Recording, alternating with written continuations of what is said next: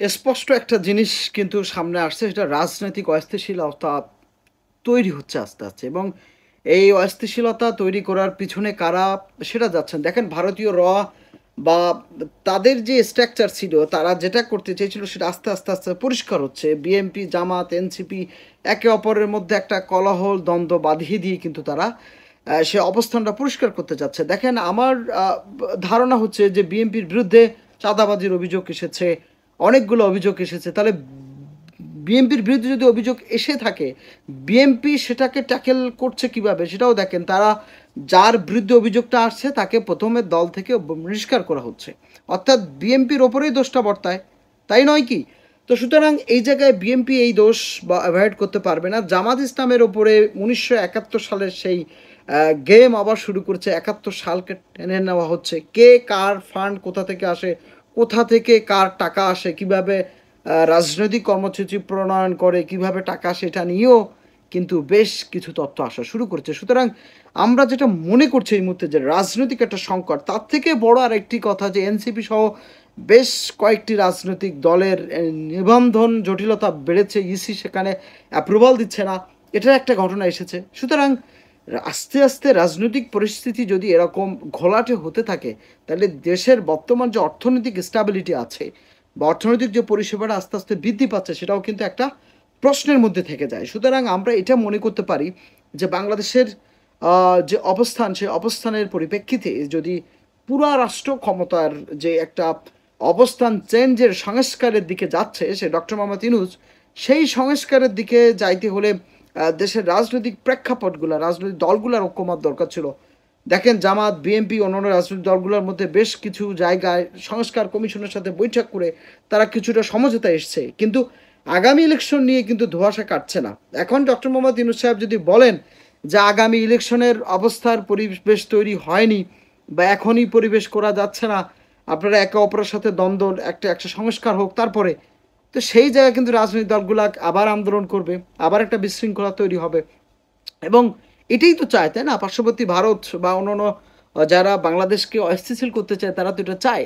এই পরিপ্রেক্ষিতে যেটা বুঝায় যে রাজনৈতিক দলগুলো যদি এখন ঐক্যমত তৈরি না করতে পারে, রাজনৈতিক দলগুলো যদি একটা নির্দিষ্ট পন্থায় অবস্থান না যেতে পারে, তাহলে বাংলাদেশের রাজনীতিতে বেশ সংকট আসতে পারে, প্রিয় দর্শক শ্রোতা।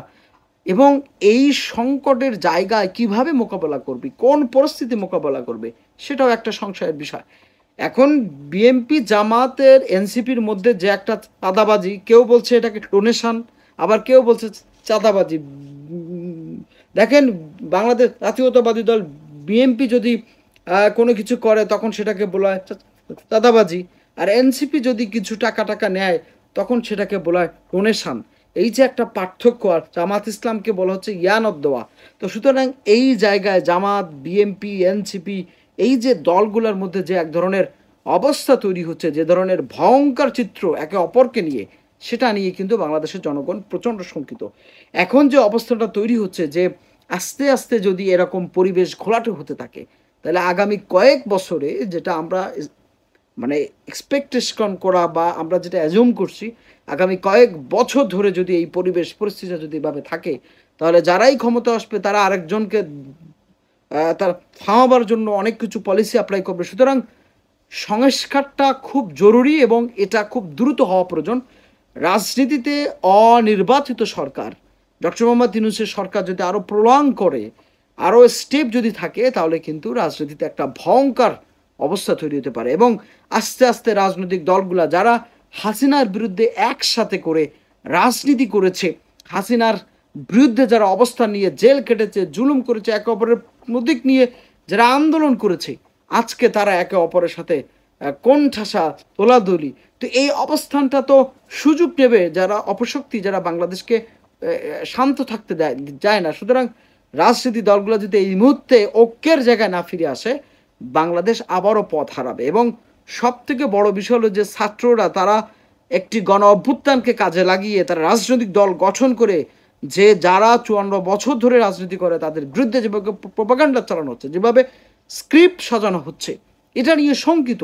এনসিপিকে নিয়ে আশা প্রত্যাশা ছিল, কিন্তু তারা বিপ্লবটাকে কাজে লাগিয়ে বিপ্লবের যে যে ঐতিহ্য, সেটাকে গ্রহণ করে তারা দেশের মানুষের সেন্টিমেন্টের আঘাত সৃষ্টি করছে এবং তারা কি ধরনের কর্মসূচি নিচ্ছে, কি হবে তাদের পলিসি, সেটা তারা স্পষ্ট করছে না। সুতরাং হয়তো বা তাদের ডক্টর মোহাম্মদ ইউনূস যতদিন ক্ষমতা আছে তারা হয়তো বা এই জায়গায় অনেকটা স্টেবল থাকবে, কিন্তু এরপরে ক্ষমতায় যারা আসবে তাদের সাথে কিভাবে তারা ডিল করবে, রাজনৈতিক পরিষেবা, রাজনৈতিক কালচারে তারা কিভাবে চলবে, সেটা নিয়েই দেখার বিষয়। প্রিয় দর্শক শ্রোতা, সবাই ভালো থাকবেন।